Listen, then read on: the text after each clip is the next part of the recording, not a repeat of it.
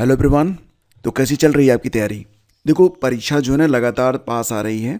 एक एक पल आपका जो बीत रहा है ये बहुत ही मूल्यवान है। और अगर आपने इसके पहले का जो बूस्टर अपलोड किया हुआ है, अगर आपने रिवीजन नहीं किया हुआ है या फिर जीएस के अंतर्गत जो भी अलग अलग टॉपिक हैं, सारे टॉपिक पढ़ा दिए गए हैं, अगर आपने नहीं देखा है ना तो वाकई आपका नुकसान हो जाएगा।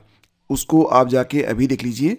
आपकी सुविधा के लिए सारे वीडियोज़ एक ही प्लेलिस्ट में हैं।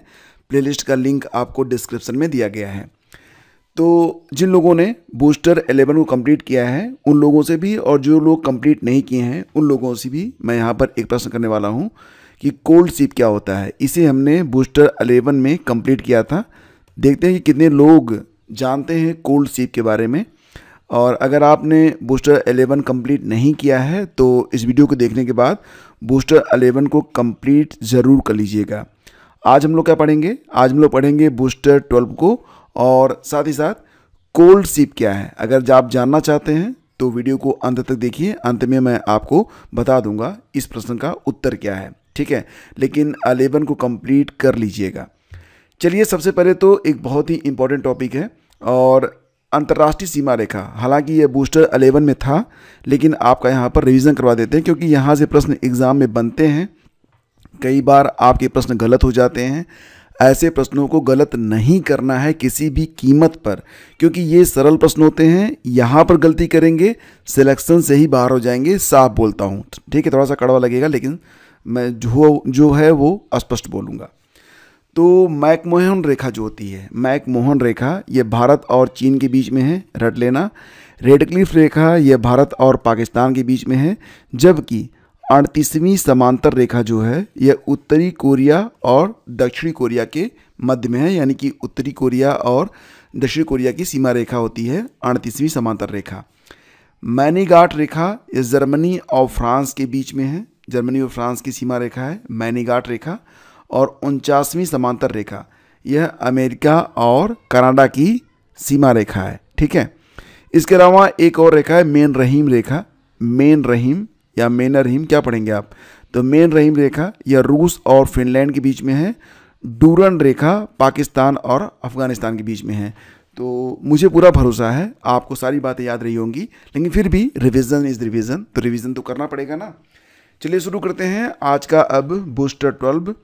सबसे पहले भारत के जो नए मुख्य चुनाव आयुक्त बने हैं ज्ञानेश कुमार। आपको पता ही है भारत के जो चीफ इलेक्शन कमिश्नर थे सीईसी 25वें नंबर के थे, कौन थे?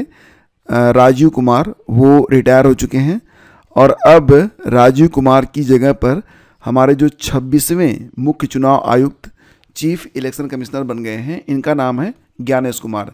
ध्यान देना कि जो चुनाव आयोग होता है ना उसमें एक चीफ इलेक्शन कमिश्नर होते हैं और 2 इलेक्शन कमिश्नर होते हैं, मुख्य चुनाव आयुक्त और चुनाव आयुक्त। चुनाव आयुक्त कितने होते हैं? 2 होते हैं। तो वर्तमान में हमारे जो मुख्य चुनाव आयुक्त हैं ये हैं ज्ञानेश कुमार, जिनका क्रम है 26वां।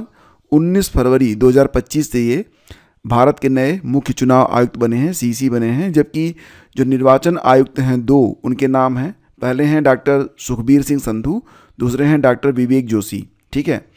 और जैसा कि आप जानते हैं कि भारत का जो चुनाव आयोग है ये कब फॉर्म हुआ था? 25 जनवरी 1950 को। और यही वजह है कि नेशनल वोटर्स डे ये प्रतिवर्ष जो है 25 जनवरी को मनाया जाता है। कई बार एग्जाम में पूछा गया है। अब ध्यान देना कि मुख्य चुनाव आयुक्त सीईसी और ईसी यानी कि इलेक्शन कमिश्नर की जो नियुक्ति है यह करते हैं, कौन करते हैं? भारत के राष्ट्रपति के द्वारा इनकी नियुक्ति की जाती है। मुख्य चुनाव आयुक्त का जो कार्यकाल होता है ये 6 वर्ष या 65 साल, जो भी पहले पूरा हो जाए। 6 साल पहले पूरा हो गया तो रिटायर हो जाएंगे, या 65 साल पहले पूरा हो गया उनका, जो उनकी एज है, तो फिर रिटायर हो जाएंगे। जबकि जो इलेक्शन कमिश्नर हैं उनका जो कार्यकाल होता है वो 6 वर्ष, ये तो कॉमन दोनों में है। लेकिन ध्यान देना मुख्य चुनाव आयुक्त 65 साल तक, जबकि जो चुनाव आयुक्त होते हैं वो 62 साल पर ही रिटायर हो जाते हैं। दोनों में से जो पहले रहेगा, 6 साल या 62 साल की उम्र जो पहले हो जाएगा उसी पर वो रिटायर कर दिए जाएंगे, ठीक है? अब बात करते हैं इलेक्शन कमीशन ऑफ इंडिया के बारे में। तो संविधान के भाग 15 में, किस भाग में?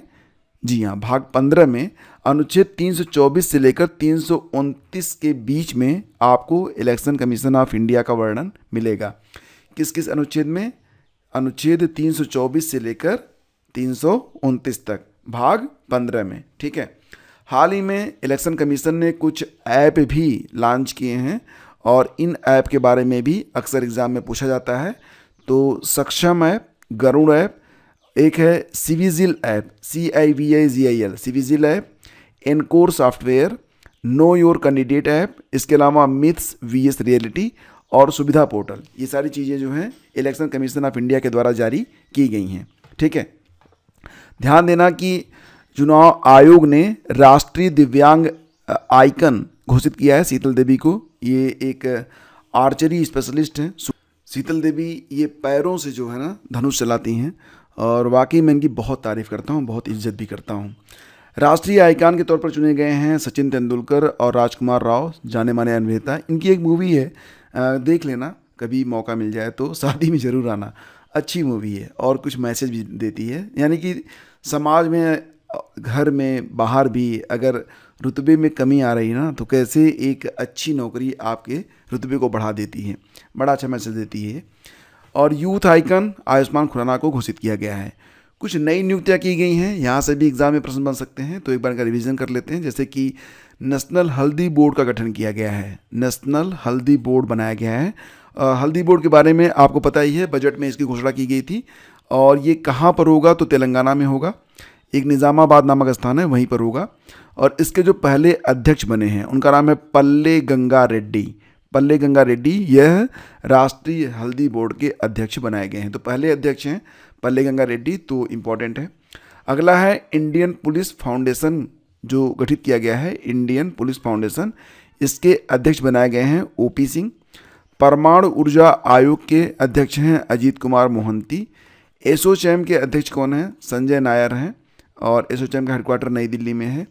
ACC यानी कि एशियन क्रिकेट काउंसिल के अध्यक्ष जो चुने गए हैं श्रीलंका के सम्मी सिल्वा चुने गए हैं। जबकि भारतीय ओलंपिक संघ की अध्यक्ष कौन है, PT ऊषा जी हैं, जानी मानी खिलाड़ी हैं, एथलीट हैं। भारत के लोकपाल अजय माणिकराव खानविलकर चुने गए हैं, ये दूसरे क्रम के हैं। तो ये सारी नियुक्तियां जो हैं इंपॉर्टेंट हैं। ठीक है, इनका रिवीजन मस्ट है। अभी हाल ही में एक बहुपक्षीय मतलब कई सारे देश इसमें पार्टिसिपेट करते हैं, तो उसे बहुपक्षीय कहते हैं। कुल मिला के 15 देशों ने कोमोडो नामक एक युद्धाभ्यास, जो कि नौसेना अभ्यास था, आयोजन किया गया था। तो इसमें 15 देशों ने पार्टिसिपेट किया था, भारत भी इसमें शामिल था। तो इसका आयोजक था इंडोनेशिया। ठीक है, 2025 में इसका 5वां संस्करण था। इसमें भारत भी था और हमारा जो पड़ोसी है चीन भी था।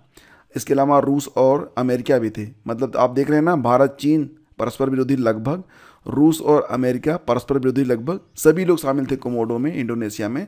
कुछ और भी देश थे 11, कुल मिला के 15 देश इस कोमोडो नामक एक्सरसाइज में शामिल थे। इसके अलावा दोस्तों याद रखना, कुछ आपका रिवीजन करवा देता हूँ। जैसे कि डेविल स्ट्राइक नामक जो युद्धाभ्यास है, एक्सरसाइज है, इसको भारतीय सेना और वायुसेना ने मिलकर पूरा किया है। ला पेरोस, यह क्या है, ला पेरोस एक बहुपक्षीय युद्धाभ्यास है। इसमें भारत ने पार्टिसिपेट किया था, भारत की ओर से INS मुंबई ने इसमें पार्टिसिपेट किया था। तो इसका आयोजन मलक्का सुंडा लोम्बोक जलरबू के मध्य किया गया था। किसके द्वारा, तो फ्रांस के द्वारा। इसके अलावा मैंने आपको पढ़ाया था एक्वेरियन अभ्यास के बारे में। तो एक्वेरियन ये जो युद्धाभ्यास है भारत और मालदीव मिलकर करते हैं। इस बार का जो आयोजन था ये मालदीव में किया गया।